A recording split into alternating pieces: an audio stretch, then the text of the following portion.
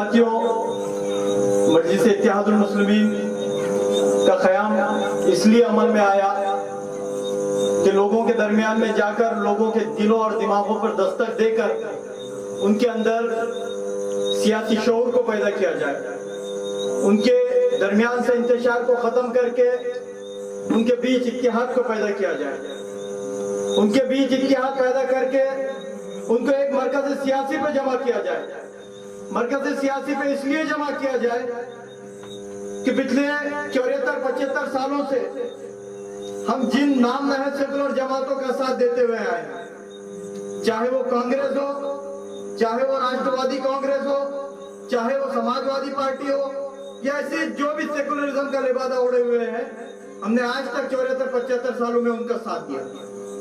वजह यह थी कि आजाद हिंदुस्तान में मुसलमानों ने ये मन बना लिया था, ये सोच लिया था कि अगर हम इनको इस हिंदुस्तान में बावकार जिंदगी गुजारना है, अगर हमको इस हिंदुस्तान में अपने हुकूक को मनाना है, अगर हमको इनके शाना चलना है, तो हमें किसी सेकुलर जमात के साथ चलना पड़ेगा।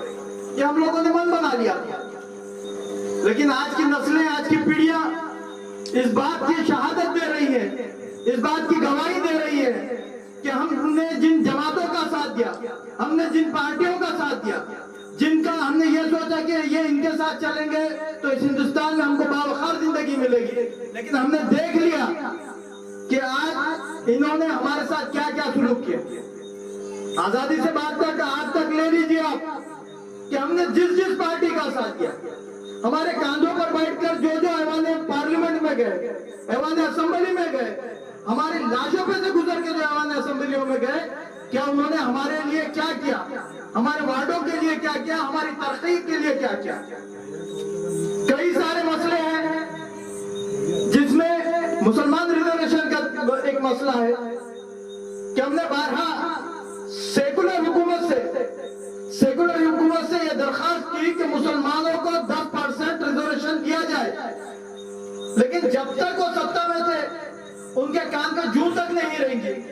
कई रिपोर्ट्स आए, कई रिपोर्ट्सों ने बता दिया कि मुसलमानों की हालात हिंदुस्तान में दलितों से बदतर है। इसके बावजूद भी हमारे साथ हमारी तरक्की के लिए कुछ भी नहीं किया गया। अजीज साथियों, 2014 के बाद फिरका वाराना पार्टी बीजेपी और शिवसेना सत्ता में आ गई, जो कि कांग्रेस की आरएसएस की सियासी जमात है। आरएसएस की आइडियोलॉजी से हम बाखूबी वाकिफ हैं कि इनका हमेशा से मंशा रहा है कि इस आजाद हिंदुस्तान में मुसलमानों को, दलितों को, वंचितों को और तमाम पिछड़े तबकात को किस तरह से सताया जाए, किस तरह से इनको परेशान किया जाए। हमेशा से आरएसएस की वही आइडियोलॉजी रही है और इसी आइडियोलॉजी को लेकर बीजेपी और शिवसेना आज चढ़ रहे हैं।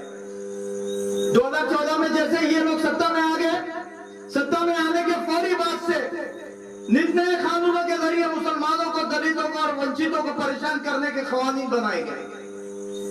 मेरा ही नहीं बल्कि कई जानकारों का मानना यह है कि जितने कानून बीजेपी ने अपनी सत्ता में बनाए वो हिंदुस्तान को तरक्की दिलाने के बजाय मुसलमानों को सताने के ज्यादा थे, दलितों को सताने के ज्यादा थे, पिछड़ों को सताने के ज्यादा थे। ये लोग एक आइडियोलॉजी के जरिए इस जमहूरियत को खत्म करके हिंदू राष्ट्र का निर्माण करना चाहते हैं। यकीनन आज हम लोग जो आपके दरमियान में आए हुए हैं, नांदेड़ से जोरदापुर आए हुए हैं, इसलिए नहीं आए हुए हैं कि इलेक्शन है और आपसे वोट की अपील की जाए। मैं आपसे खतरतर अभी वोट की बात नहीं करूंगा, ना मैं कुछ इसकी बात करूंगा।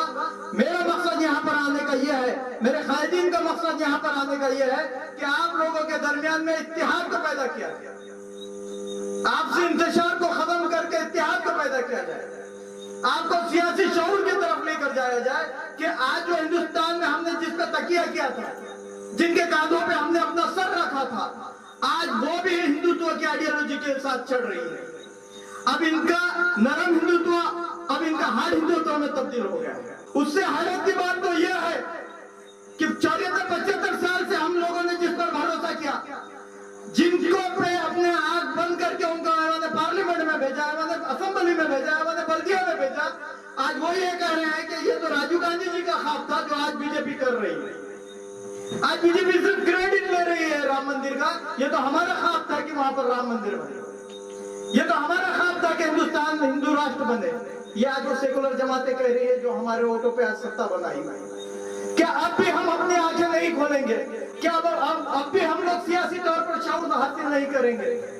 اب وقت ہے کہ ہم لوگ اپنے اندر سیاسی شعور کو پیدا کریں اور ان کے سیکولر چہرے جو اب ان کے چہروں سے اتر گئے ہیں، ان کا جو تعصبیہ چہرہ ہے اب لوگوں کے سامنے ہے. تو اب ہم کو یہ چاہیے مسلمانوں کو، دلتوں کو اور ونچتوں کو یہ چاہیے کہ متحدہ طور پر اپنی ایک جماعت کو مضبوط کرے. اللہ کا شکر ہے کہ آج ہمارے اور آپ کے بیچ میں مجلس اتحاد المسلمین ایک مضبوط جماعت بن کے آپ لوگوں کے سامنے. کیا ہم نے نہیں دیکھا اور میں نہیں سمجھتا کہ پورا ہندوستان بلکہ پوری دنیا آج بیرسٹر اسد الدین اویسی صاحب کے نام کو نہیں جانتی ہو. آج کوئی بھی ایسا نہیں ہے جن کے سامنے بیرسٹر اسد الدین اویسی صاحب کی خدمات ٹھکے چھپے ہو. ایک ایسا ممبر آف پارلیمنٹ، ایک ایسا مجاہد جو جیت کے تو حیدرآباد کے ووٹوں سے آتا ہے، اس کے ساتھ ایم ایل اے تو حیدرآباد سے جیت کے آتے ہیں، اس کے ساتھ کارپوریٹر تو حیدرآباد سے جیت کے آتے ہیں. تو پھر کیا ضرورت ہے کہ ان کو وہ حیدرآباد سے نکل کے باہر مسلمانوں کی نمائندگی کرے؟ عزیز ساتھیوں، ایک درد ہے، ایک ملی درد ہے جو الحاج بیرسٹر اسد الدین اویسی صاحب کو گھر میں رہنے نہیں دیتا، ان کو چین سے سونے نہیں دیتا. ظلم چاہے کشمیر کے مسلمانوں پہ ہو، جو ظلم چاہے مہاراشٹر کے مسلمانوں پہ ہو، ظلم چاہے مدھیہ پردیش کے مسلمانوں پہ ہو، ظلم چاہے ہندوستان کے کسی کونے میں ہو، اگر اس ظلم کے خلاف کوئی مجاہد کھڑے رہتا ہے تو اس کا نام الحاج بیرسٹر اسد الدین اویسی صاحب. ایوان پارلیمنٹ میں جب مسلمانوں کے خلاف، دلتوں کے خلاف جب قوانین بنے تو ہم نے اور آپ نے جن سیکولر پارٹی کے نمائندوں کو ایوان پارلیمنٹ میں بھیجا تھا وہ گونگے اور مکوں کی طرح وہاں پر پارلیمنٹ میں بیٹھے ہوئے تھے.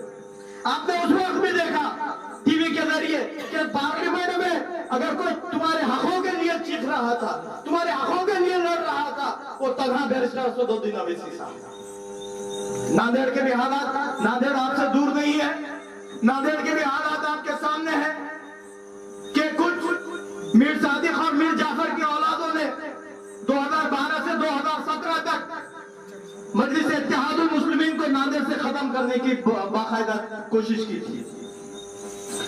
ہمارے دشمنوں کے ساتھ مل کر، ہمارے مخالفین کے ساتھ مل کر ان میر صادق اور میر جعفر کی اولادوں نے مجلس اتحاد المسلمین کو ختم کرنے کی کوشش کی تھی. لیکن وہ نادان یہ نہیں جانتے کہ مجلس اتحاد المسلمین کی فطرت میں اللہ نے وہ لچک دی ہے کہ آپ اس کو جتنا نیچے دبائیں گے وہ اتنا تیزی سے اوپر اچھلے گی. وہ یہ ناندیڑ کی تاریخ میں کہ جب مجلس اتحاد المسلمین کا نام لیوا باقی نہیں رہ رہے تھے، لوگ مجلس اتحاد المسلمین میں شمولیت اختیار نہیں کر رہے تھے، اس وقت الحاج بیرسٹر اسد الدین اویسی صاحب نے ناندیڑ سے جس شخصیت کو مجلس اتحاد المسلمین کی ذمہ داری دی، آپ اور میں ان کو فیروز خان لارا صاحب کے نام سے جانتے ہیں. جیسے مجلس اتحاد المسلمین کی نمائندگی فیروز خان لارا صاحب کے ہاتھ میں آئی، نہ صرف ناندیڑ سے بلکہ تمام اطراف کے ایریوں سے محبان مجلس ناندیڑ پہنچے اور مجلس اتحاد المسلمین میں شمولیت اختیار کی. وہ اس لیے کیے کہ جو بھروسہ مجلس اتحاد المسلمین کھوتے جا رہی تھی وہ فیروز خان لالا صاحب کی شکل میں وہ ایک بار پھر سے بحال ہوا. نوجوانوں کی امید ہے جاگی کہ آپ فیروز خان لالا کے جیسا ایک ایماندار شخص ہمارے درمیان میں ہے تو انشاءاللہ مجلس اتحاد المسلمین میں ہم لوگ شمولیت کریں گے اور مجلس اتحاد المسلمین کو بہت آگے تک پہنچائیں گے. اور وہی دن ہے اور آج کا دن ہے کہ مجلس اتحاد المسلمین جو ناندیڑ میں کام کر رہی ہے، کوئی سیاسی جماعت کی ماں نہیں چلی کہ آپ مجلس اتحاد المسلمین کا ہاتھ پکڑ سکے. یہ مجلس اتحاد المسلمین کی طاقت ہے. ایسا کیوں ہوا؟ وہ ایسا اس لیے ہوا کہ ناندیڑ کے مسلمانوں نے یہ سمجھ لیا، ناندیڑ کے دلتوں نے یہ سمجھ لیا کہ اب ہم کو اگر کسی جماعت کو، اپنی جماعت کو مضبوط کرنا ہے تو مجلس اتحاد المسلمین کو کرنا ہے. کیونکہ اب مسلمان سماج، دلت سماج، پچھڑے سماج یہ جان چکے ہیں کہ بی جے پی اور شیو سینا تو ہماری کھلی دشمن ہے، لیکن ہمارے آستین کے سانپ جو ہے وہ کانگریس اور راشٹروادی کانگریس ہے. عزیز ساتھیوں، ہم لوگ اس اپیل کے لیے یہاں پر آئے ہیں کہ آپ متحدہ طور پر اسد الدین اویسی صاحب کے ہاتھ مضبوط کریں، آپ متحدہ طور پر ناندیڑ کے ہاتھ مضبوط کریں، فیروز خان لالا صاحب کے ہاتھ مضبوط کریں. اس امید کے ساتھ آپ لوگوں کے درمیان میں آئے. آج کچھ نیوکیاں بھی ہوں گی، لیکن میں صاف اور واضح انداز میں مجلس اتحاد المسلمین کا موقف آپ کے ساتھ सामने रख दूं कि हम किसी को भी यहाँ पर सदर बनाएंगे या और दूसरे ओहदे भी देंगे तो खुदा वो ये ना समझे कि मजलिस इत्तेहादुल मुस्लिमीन जमात उनकी जागीर हो गई। मजलिस इत्तेहादुल मुस्लिमीन हर मुहिब्बान मजलिस की, हर मजलूम की मताए अजीज है, ये उसकी जागीर है। आप लोगों को जिम्मेदारियां दी जा रही है, आपको जिम्मेदारियां इस बात की दी जा रही है कि जो उम्मीदें लोगों को आपसे है, जो उम्मीदें आपसे है लोगों की, वो आप उनके दरमियान में जाए हल करें। आपको इसलिए दी जा रही है कि आप यहाँ पर मजलिस इत्तेहादुल मुस्लिमीन को मजीद मजबूत और मुस्तहकम करें। बरक्स इसके इसलिए नहीं दी जा रही है कि आप ये कहें कि मैं सदर हूं, मैं फला हूं, मैं अमका हूं, मैं डिमका हूं। मैं वादे तौर पर ये बता दूं कि एक एक कार्यकर्ता मजलिस इत्तेहादुल मुस्लिमीन का बेबाक सिपाही है, सिपह सालार है और हर एक की अहमियत उतनी ही है जितनी सदर की है। मैं आप लोगों से इल्तिजा करने आया हूं, दरखास्त करने आया हूं, रिक्वेस्ट करने आया हूं कि मजलिस इत्तेहादुल मुस्लिमीन जब आपकी जमात है, हालात ने आपको सिखा दिया कि जब तक आपके मनगढ़ में ताकत नहीं बनेगी आपके मसाइल हल होने वाले नहीं हैं। और याद रखिए कि दूसरों के खातों पे सिर्फ हमारे जनाजे उठ सकते हैं, दूसरों के खातों पे सिर्फ हमारे जनाजे उठ सकते हैं। अगर हमको हमारे हक मनाना है तो हमारी मनगढ़ की ताकत को मजबूत करना होगा। और ये मनगढ़ की ताकत मजबूत कब होगी? जब आप में इत्तेहाद होगा,